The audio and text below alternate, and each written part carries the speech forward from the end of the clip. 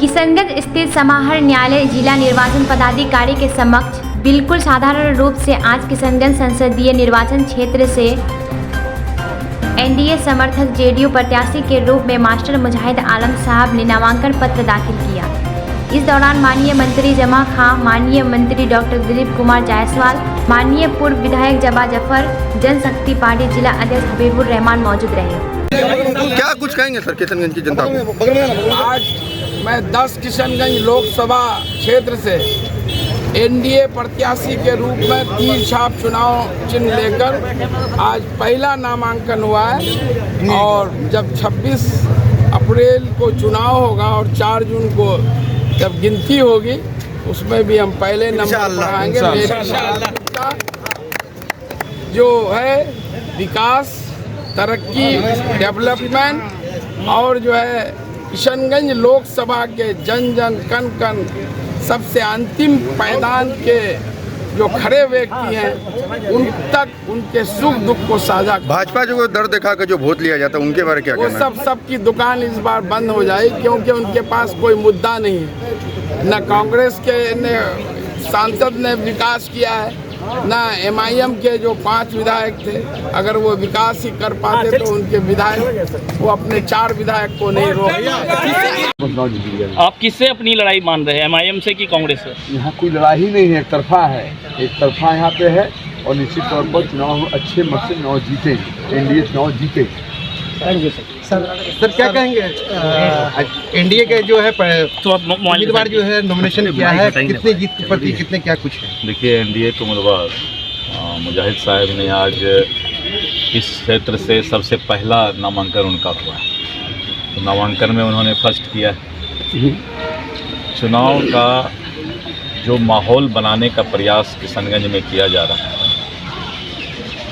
कांग्रेस के द्वारा, एमआईएम के द्वारा, इस माहौल को किशनगंज की जनता पसंद नहीं करती। किशनगंज की जनता के बारे में सीधा सा एक ही मैसेज है कि ये गंगा जमुनी का सबसे बड़ा उदाहरण पूरी दुनिया में अगर है तो किशनगंज है। इसीलिए नीतीश कुमार जी का जो एनडीए से गठबंधन है वो एक वसूल के तहत है और वो वसूल है बिहार का विकास।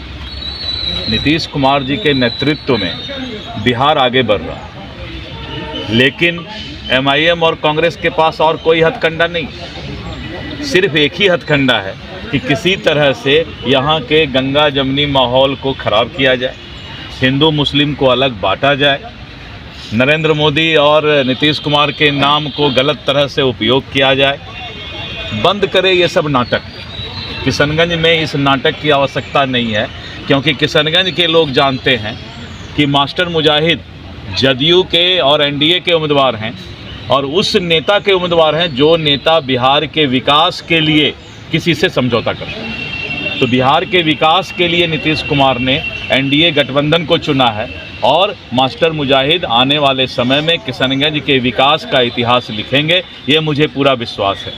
और कांग्रेस, मैंने शुरू में भी कहा और अब भी कह रहा हूँ कि कांग्रेस और एमआईएम अंत तक एक ही काम करेगा, वो करेगा कि किसी तरह मुस्लिम वोट को यूनाइट किया जाए। लेकिन किशनगंज के अक़लियत भाई, मुसलमान भाई इस बात को जानते हैं कि मास्टर मुजाहिद एक ऐसा शख्सियत है जो इंसानियत और मानवता के नाम पर काम करता है। अगर किसी की मृत्यु विदेश में भी होती है तो उसका लाश मंगवाने का काम एमआईएम या कांग्रेस नहीं करता है, वो मास्टर मुजाहिद इस सुख या दुख में खड़ा रहता है। आने दीजिए समय, मैं बताऊंगा इन लोगों को, ऐसे लोगों को जो किशनगंज के गंगा जमुनी संबंध को बर्बाद मतलब कहीं न कहीं बांट करके इस राजनीति को मोड़ने का प्रयास करेंगे, वो लोग संभल जाएं, सुधर जाएं और मास्टर मुजाहिद यहाँ से चुनाव जीतेंगे। और मेरी जिम्मेदारी बढ़ गई है और आने वाले दिनों में और मजबूती से पूरी ताकत से करूँगा और विकास के मामले में किशनगंज लोकसभा को नई ऊंचाइयों तक पहुंचाऊंगा। आप जानते हैं कि मुझे जब भी मौका मिला कोचा धामन में 6 साल 4 महीने काम करने का, इस दरमियान मैंने 2250 करोड़ से अधिक की योजनाएं, विकास योजनाएं जो है कोचा धामन के लिए धरातल पर उतारने का काम किया। और अगर मुझे मौका मिलेगा और निश्चित रूप से जो जनता का, युवा का, माँ बहनों का, बूढ़े बुजुर्गों का आशीर्वाद, दुआ प्राप्त हो रहा है।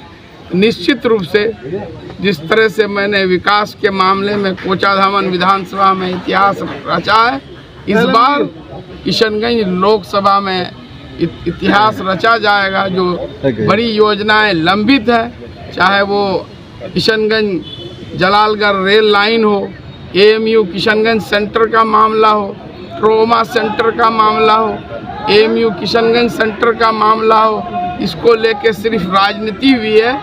और AMU किशन सेंटर को अगर 10 करोड़ रुपये जो मिला है 3 दिसंबर 2015 को, तो NDA शासनकाल में, वरना नहीं तो UPA सरकार में ज़मीन देने के 2.5 साल बाद तक एक फूटी कौड़ी नहीं दिया गया है, न यहाँ के टीचिंग नॉन टीचिंग पोस्ट को सैंक्शन किया है। बिहार में NDA की सरकार है, केंद्र में NDA की सरकार है, तो मैं समझता हूँ कि ये काम भी होगा। और हमारे इस क्षेत्र के एक बहुत बड़ी आबादी युवाओं की रोजगार के लिए बाहर में रहती है, जाने का काम करती है।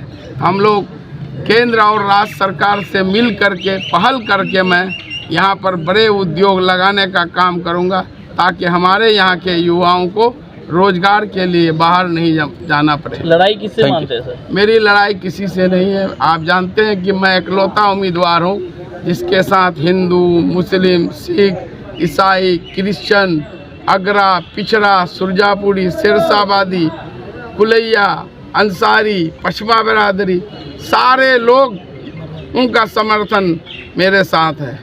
काम बोला, हम लोग सब लोग मिलकर चुनाव लड़ रहे हैं, विकास के लिए लड़ रहे हैं। निश्चित तौर पर नीतीश जी का चेहरा ऐसा चेहरा है कि विकास का ही चेहरा है। आज NDA हम सब लोग मिलकर चुनाव लड़ रहे हैं और 40 का 40 चुनाव जीतेंगे। 40 बार किशनगंज चुनाव हम लोग जीत कर अच्छे मुद्दे पर जाएंगे। NRC और CA का मुद्दा उठाया जा रहा है। ये तो जो चुनाव, संसदीय चुनाव जब आता है सबको याद आता है। ये यहाँ किशनगंज में जो नीतीश कुमार ने काम किया है, जनता की जाने में पता चलता है। निश्चित तौर पर सब चेहरा देगा नीतीश जी का, चेहरा देगा NDA का, जो उन्होंने काम किया है। आने वाले दिनों में ये चुनाव जीत रहे हैं। आपको मालूम होगा, जो भी लोग हैं वो फिर सवाल जवाब करते रहेंगे, फिर नहीं पता जनता के बीच में चुनाव जीतेंगे।